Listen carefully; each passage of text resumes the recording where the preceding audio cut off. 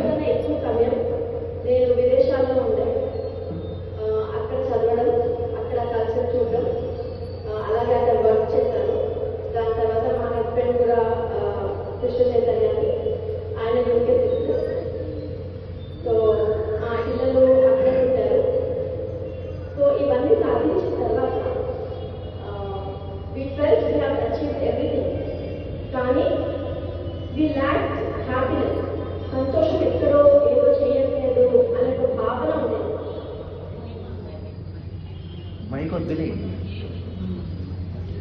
So అక్కడ work చేసిన తర్వాత కూడా మాకు సాటిస్ఫాక్షన్ ఉండేది కాదు, ఇంకా ఏదో చేయాలి అని. సో అక్కడ కల్చర్లో ఎలా అంటే పిల్లలు పెద్దగా అవుతారు, they will leave our family. దాని తర్వాత ఓల్డ్ ఏజ్లో మనం ఒక్కటే ఉంటాం. ఇప్పుడు గురుగారు చెప్పినట్టు పిల్లలకి ఏంటంటే, చిన్న పిల్లలకి ఎస్పెషల్లీ అక్కడ పుట్టిన వాళ్ళకి maybe they will get drug addict, అలాంటి కల్చర్లో ఉండొచ్చు అనే ఒక భయం వేసేది మాకు.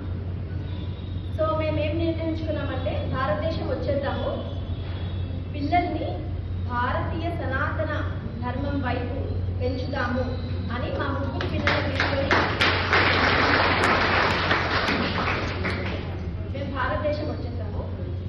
It was a big decision for us. ఎందుకంటే మాకు అక్కడ ఒక ఇల్లు ఉండింది, జాబ్ ఉండింది, అవన్నీ వదులుకొని రావాలి అంటే for the sake of kids we came back.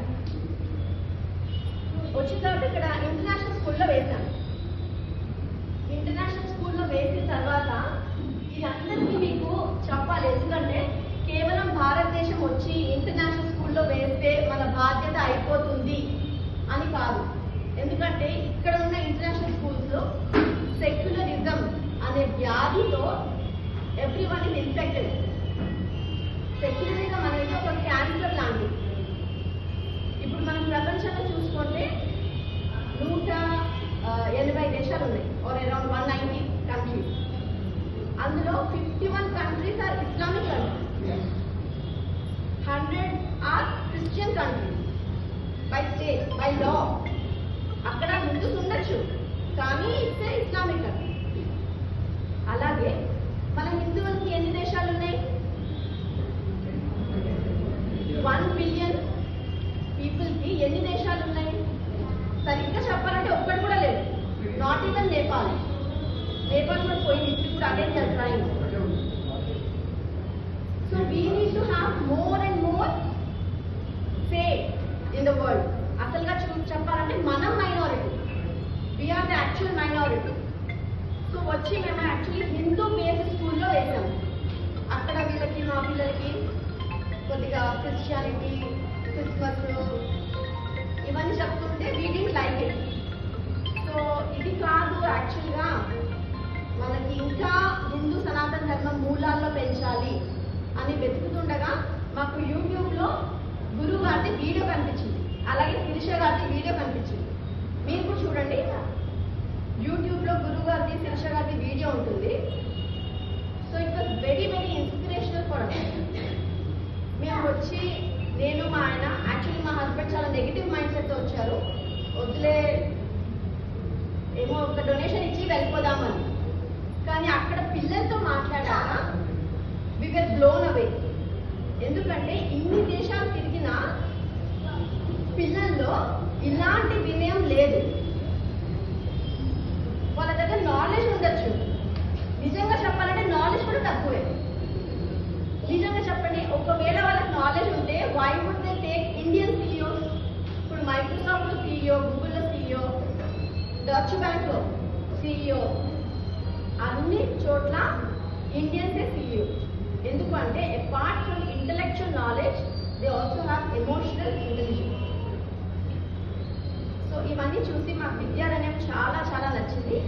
ఇక్కడ ఉన్న ప్రత్యేకత ఏంటంటే వీళ్ళకి వేదంతో పాటు ఫార్మల్ ఎడ్యుకేషన్ కూడా నేర్పిస్తారు.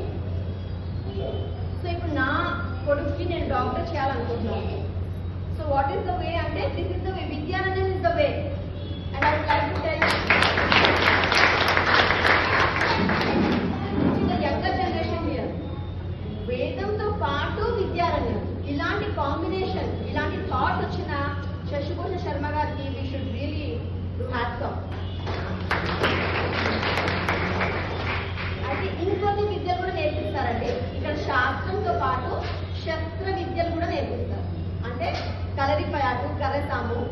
సో సెల్ఫ్ డిఫెన్స్ కూడా నేర్పించడం అవుతుంది విద్యారంగంలో. అలాగే మ్యూజిక్, వోకల్స్ ఉన్నాయి. అలాగే 3 మ్యూజికల్ ఇన్స్ట్రుమెంట్స్ నేర్పిస్తారు. చెస్ నేర్పిస్తున్నారు. మన దగ్గర చెస్ ఛాంపియన్ ఉన్నారు. అలాగే ఆర్చరీ ఉంది. సో ఇలా holistic development of a child కి I feel and my husband feels that Vidyaranyam is the best school in the world.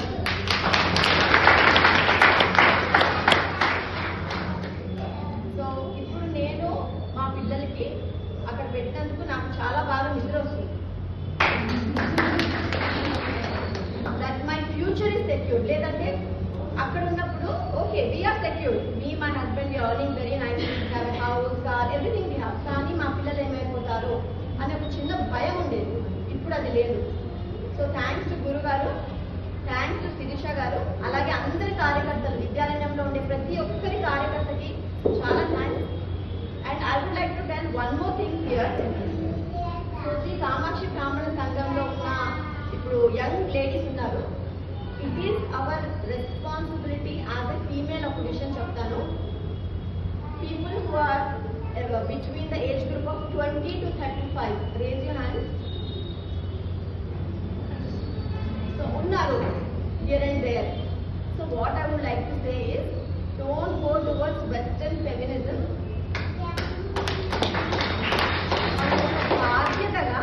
బాధ్యతగా చాలా సంతానాన్ని కనాలి.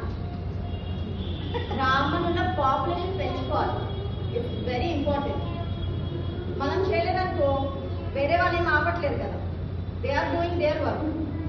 So as a lady, first responsibility as a Brahmin lady, as a Hindu lady, first responsibility is we should participate in ప్రొజెనీ.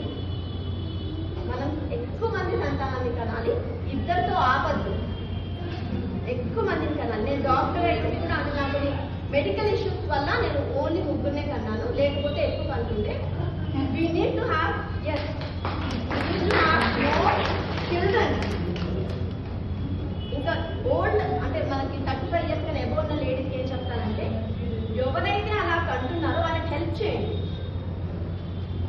ఎవరైతే pregnancy అలాంటి age గ్రూప్లో ఉన్నారో వాళ్ళకి మీరు హెల్ప్ చేయొచ్చు. జ్యూస్ అనే వాళ్ళు అలాగే చేశారు. 6 million Jews were dead when they were killed in Germany. ఇప్పుడు వాళ్ళ పాపులేషన్ పెంచుకోవడానికి old ladies will support the young ladies to have more kids. So please take this. ఇది ఈ విషయం మీ కాలేజెస్లో చెప్పరు కాబట్టి ఇప్పుడు చెప్తున్నాను. కాలేజెస్లో చెప్పరు మీకు ఇది. So this is very very important. We need to have more and more